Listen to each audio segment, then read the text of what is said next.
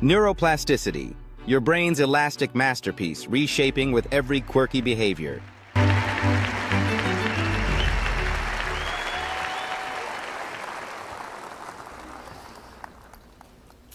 So how do we learn? And why do some of us learn things more easily than others? So as I was mentioned, I'm Dr. Laura Boyd. I'm a brain researcher here at the University of British Columbia. And these are the questions that fascinate me.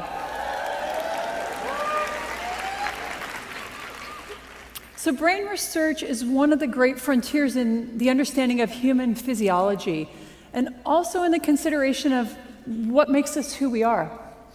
It's an amazing time to be a brain researcher, and I would argue to you that I have the most interesting job in the world. What we know about the brain is changing at a breathtaking pace.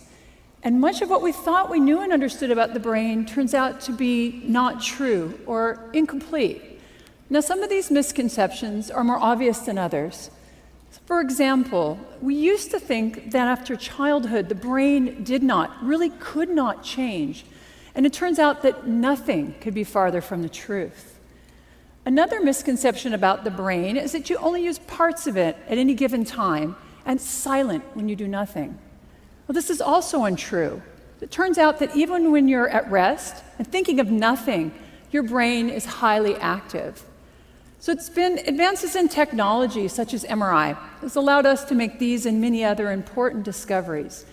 And perhaps the most exciting, the most interesting and transformative of these discoveries is that every time you learn a new fact or skill, you change your brain. It's something we call neuroplasticity.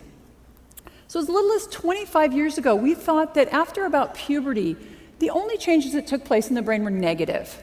The loss of brain cells with aging, the result of damage, like a stroke.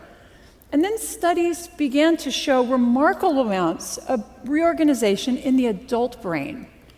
And the ensuing research has shown us that all of our behaviors change our brain, that these changes are not limited by age. It's good news, right? And in fact, they're taking place all the time.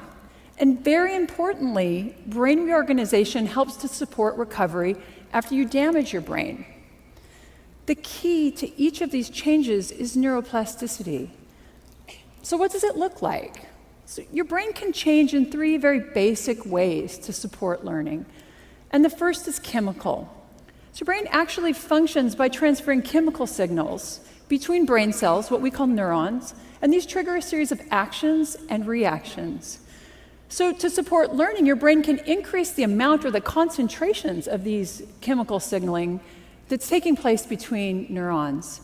Now, because this kind of change can happen very rapidly, this supports short-term memory, or the short-term improvement in the performance of a motor skill. The second way that the brain can change to support learning is by altering its structure. So during learning, the brain can change the connections between neurons. Now here, the physical structure of the brain is actually changing, so this takes a bit more time. These types of changes are related to long-term memory, the long-term improvement in a motor skill. Now, these processes, they interact, and let me give you an example of how.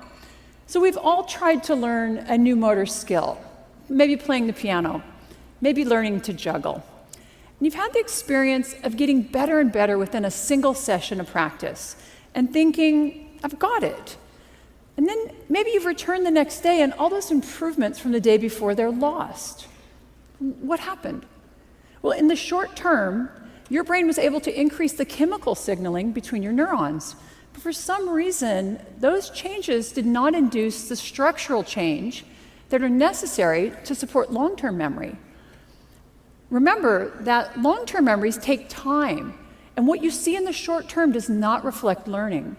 It's these physical changes that are now going to support long-term memories and chemical changes that support short-term memories. Structural changes also can lead to integrated networks of brain regions that function together to support learning. And they can also lead to certain brain regions that are important for very specific behaviors to change their structure or to enlarge. And so here's some examples of that. So people who read Braille, they have larger hand sensory areas in their brain than those of us who don't. Your dominant hand motor region, which is on the left side of your brain if you're right-handed, is larger than the other side. And research shows that London taxicab drivers who actually have to memorize a map of London to get their taxicab license, they have larger brain regions devoted to spatial or mapping memories. Now, the last way that your brain can change to support learning is by altering its function. As you use a brain region, it becomes more and more excitable and easy to use again. And as your brain has these areas that increase their excitability, the brain shifts how and when they're activated. With learning, we see that whole networks of brain activity are shifting and changing. So neuroplasticity is supported by chemical, by structural, and by functional changes. And these are happening across the whole brain. They can occur in isolation from one another, but most often they take place in concert. Together, they support learning, and they're taking place all the time. So I've just told you really how awesomely neuroplastic your brain is. So why can't you learn anything you choose to with ease? Why do our kids sometimes fail in school? Why, as we age, do we tend to forget things? And why don't people fully recover from brain damage? That is, what is it that limits and facilitates neuroplasticity? And so this is what I study. I study it specifically how it relates to recovery from stroke.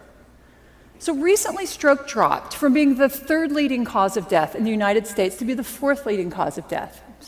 Great news, right? Well, it actually turns out that the numbers of people having a stroke has not declined. We're just better at keeping people alive after a severe stroke. It turns out to be very difficult to help the brain recover from stroke. And frankly, we have failed to develop effective rehabilitation interventions. The net result of this is that stroke is the leading cause of long-term disability in adults in the world. Individuals with stroke are younger and tending to live longer with that disability. And research from my group actually shows that the health-related quality of life of Canadians with stroke has declined.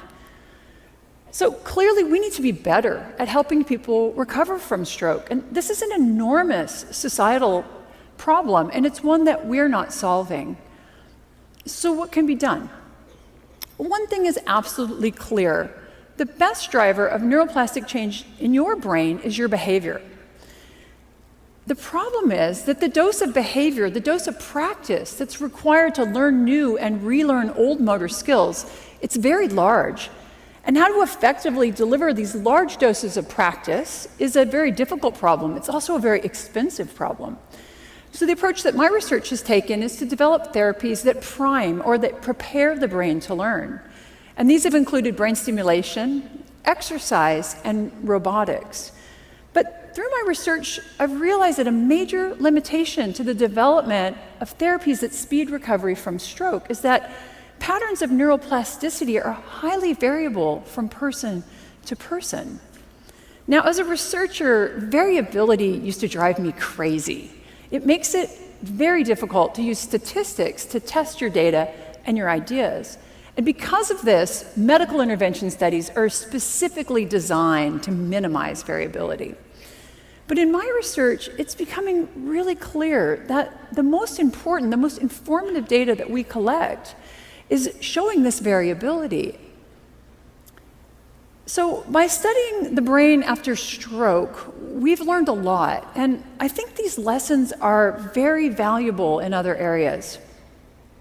So the first lesson is that the primary driver of change in your brain is your behavior. So there's no neuroplasticity drug you can take. Nothing is more effective than practice at helping you learn, and the bottom line is you have to do the work.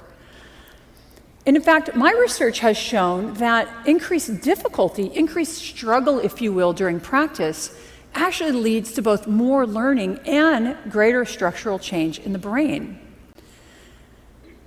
The problem here is that neuroplasticity can work both ways.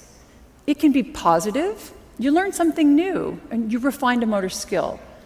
It also can be negative, though. You forgot something you once knew. You become addicted to drugs. Maybe you have chronic pain. So your brain is tremendously plastic, and it's being shaped both structurally and functionally by everything you do, but also by everything that you don't do. The second lesson we've learned about the brain is that there is no one-size-fits-all approach to learning. So there's no recipe for learning. Consider the popular belief that it takes 10,000 hours of practice to learn and to master a new motor skill. Now, I can assure you it is not quite that simple. For some of us, it's going to take a lot more practice, and for others, it may take far less. So the shaping of our plastic brains it's far too unique for there to be any single intervention that's going to work for all of us. And now this realization have forced us to consider something called personalized medicine. So this is the idea that to optimize outcomes, each individual requires their own intervention. And the idea actually comes from cancer treatments. And here it turns out that genetics are very important in matching certain types of chemotherapy with specific forms of cancer. My research is showing that this also applies to recovery from stroke. So there are certain characteristics of brain structure and function that we call biomarkers. And these biomarkers are proving to be very helpful in helping us to match specific therapies with individual patients. And the data from my lab suggests it's a combination of biomarkers that best predicts neuroplastic change and patterns of recovery after stroke. And that's not surprising given how complicated the human brain is. But I also think we can consider this concept much more broadly. Given the unique structure and function of each of our brains, what we've learned about neuroplasticity after stroke applies to everyone. Behaviors that you employ in your everyday life are important. Each of them is changing your brain. And I believe we have to consider not just personalized medicine, but personalized learning. The uniqueness of your brain will affect you, both as a learner and also as a teacher. And now this idea helps us to understand why some children can thrive in traditional education settings and others don't. Why some of us can learn languages easily, and yet others can pick up any sport and excel. So when you leave this room today, your brain will not be the same as when you entered this morning. And I think that's pretty amazing. But each of you is going to have changed your brain differently. Understanding these differences, these individual patterns, this variability and change, is going to enable the next great advance in neuroscience. It's going to allow us to develop new and more effective interventions and allow for matches between learners and teachers and patients and interventions. And this does not just apply to recovery from stroke. It applies to each of us as a parent, as a teacher, as a manager, and also, because you're at TEDx today, a lifelong learner. Study how and what you learn best.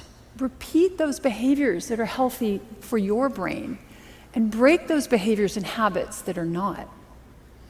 Practice. Learning is about doing the work that your brain requires.